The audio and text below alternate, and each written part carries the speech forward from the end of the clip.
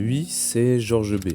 Je l'appelle comme ça parce qu'en général, les trous noirs ont des noms du genre. Sagittarius A, Sinus A, vous voyez le délire quoi. Georges B est un petit trou noir, actuellement si petit qu'il ne pourrait pas vraiment exister. Mais ne vous méprenez pas. Georges a beau tenir sur ce petit bureau, il pèse néanmoins 100 milliards de tonnes.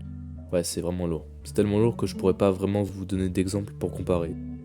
Mais bon, on va se contenter de ça parce que de toute façon, j'aurais pas vraiment besoin de sa masse pour vous expliquer concrètement ce que c'est. Concrètement, ce que c'est un trou noir. La naissance de Georges B était compliquée. Avant de devenir un trou noir, Georges B était une étoile. Une très très grosse étoile. Georges A donc. Georges A était environ 20 fois plus lourd que le Soleil, et son énorme poids faisait qu'il ne pouvait pas vivre très longtemps, 10 millions d'années tout au plus. En raison de sa masse qui est vraiment gigantesque, Georges A applique une énorme gravité sur lui et sur tout ce qui l'entoure. Toute cette matière est attirée par le centre de l'étoile.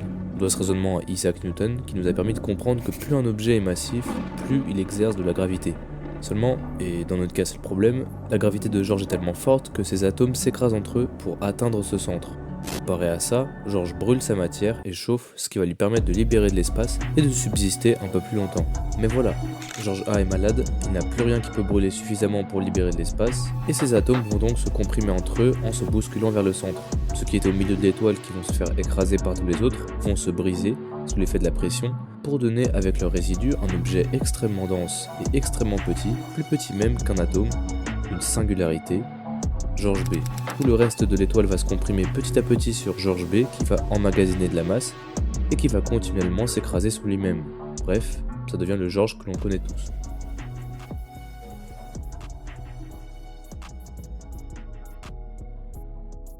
Maintenant, Georges est plus petit qu'un atome et Georges est tout noir. C'est bizarre quand même puisqu'il est composé des débris d'une étoile, un truc qui émet de la lumière par définition. Alors, comment ça se fait ? Eh bien, on va prendre un exemple. Ce qui fait que nous pouvons voir cette statue, ce qui fait que cette statue est visible, c'est grâce au projecteur. Alors concrètement, qu'est-ce qui se passe ? Eh bien, le projecteur va émettre des petites particules de lumière, des photons, qui se déplacent extrêmement vite, à 300 000 km par seconde.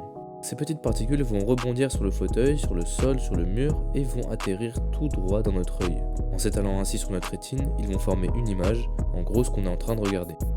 Là où ça devient intéressant, c'est que ces photons qui sont des particules, elles peuvent tout comme de l'or ou du fer ou d'autres atomes être attirés par la gravité d'un objet plus gros. Maintenant, pour décoller de la Terre, une fusée doit atteindre la vitesse de 11 km par seconde en raison de sa force d'attraction. Pour décoller du Soleil, qui est beaucoup plus massif et qui a donc une plus forte gravité, il faut atteindre la vitesse de 42 km par seconde. Et pour Georges B, si on veut décoller de sa singularité, il faudrait une vitesse supérieure à 300 000 km par seconde, tant la force d'attraction est puissante. C'est-à-dire qu'il faudrait avoir une vitesse supérieure à celle de la lumière, et dans notre univers, c'est impossible. Tout ce qui tombe dans le trou noir du coup, que ce soit des photons, de l'or ou du fer, viendra s'écraser avec tout le reste dans la singularité. Alors si aucun photon ne peut rebondir sur la singularité et atterrir dans notre œil, nous ne pouvons pas la voir. C'est pour ça que les trous noirs sont invisibles, c'est pour ça que les trous noirs sont noirs en fait.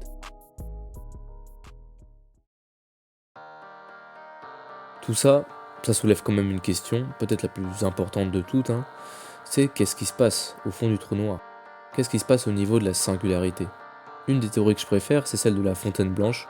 En gros, tout ce qui rentre finit par ressortir quelque part.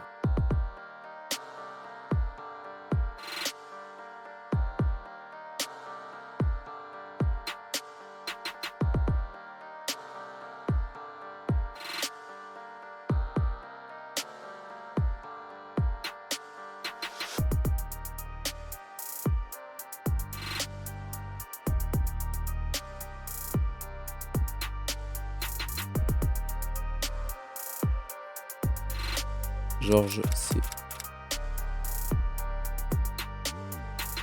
Georges C, c'est un peu le frère jumeau de Georges B. En fait, c'est même plus que ça. Tout ce qui traverse la frontière de Georges B ressort par cette fontaine blanche. Et à contrario d'un trou noir, il est impossible pour nous de rentrer dans un trou blanc. On va devoir donc rejoindre l'autre Georges par la porte.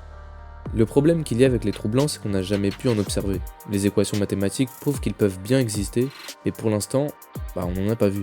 On n'a donc toujours pas de preuve que ça existe réellement. L'autre théorie qui explique qu'est-ce qu'il se trouve au fond des trous noirs, et c'est probablement la plus répandue et la plus validée on va dire, c'est que tout ce qui rentre s'écrase dans la singularité. Il n'y a pas de portail, il n'y a pas de trou blanc, il n'y a que cette singularité. Assez simple du coup. On pourrait presque les comparer à des gigantesques poubelles, mais justement, presque. Car si je jette mon stylo dans George B, celui-ci va progressivement ralentir, jusqu'à totalement s'arrêter.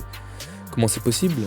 Eh bien on a la chance d'avoir porté Einstein sur cette terre pour l'expliquer, mais en gros, d'après sa fameuse théorie, l'espace dans lequel nous nous déplaçons, en montant, en avançant ou en se déplaçant sur les côtés, a un lien avec le temps qui s'écoule.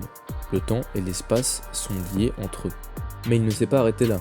Sa théorie montre aussi que plus on est massif, plus on exerce une influence sur l'espace qui nous entoure. On va générer plus de gravité, mais on va surtout ralentir le temps. Attention, c'est là que c'est trompeur. Si je me pose sur le cube le plus massif, le temps s'écoulera normalement pour moi. Je ferai pas la différence. Mais pour quelqu'un d'autre, qui est en dehors de la zone d'influence du cube, il me verra au ralenti. Et moi au contraire, je le verrai en accéléré. Et notre petit George n'échappe pas à la règle. Avec ses 100 milliards de tonnes, il ralentit tellement le temps que je serais mort avant d'avoir vu le stylo ne serait-ce que franchir l'horizon du trou noir. On estime même que certains trous noirs sont si lourds qu'ils ralentiraient le temps à un degré extrême, tellement extrême qu'on pourrait voir la fin de l'univers avant même d'atteindre le fond.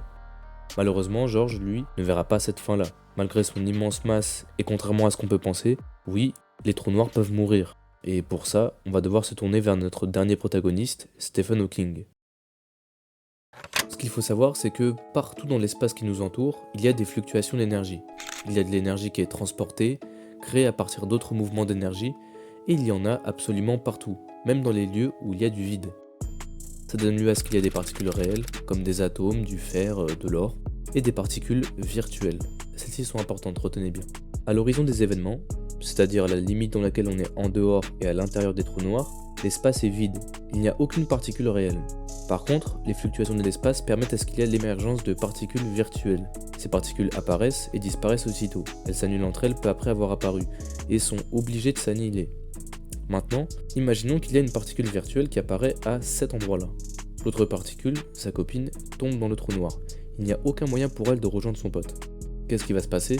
Eh bien la particule virtuelle qui est tombée devient une particule réelle. Elle devient quelque chose de physique, comme du fer, de l'or. Et l'autre en dehors aussi. Mais ça c'est un énorme problème.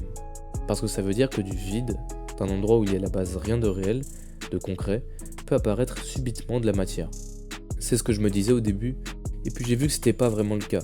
Parce que cette matière émise par cette interaction, et c'est là où se limite mon explication, désolé j'ai vraiment que 5 minutes, c'est une forme de perte d'énergie du trou noir.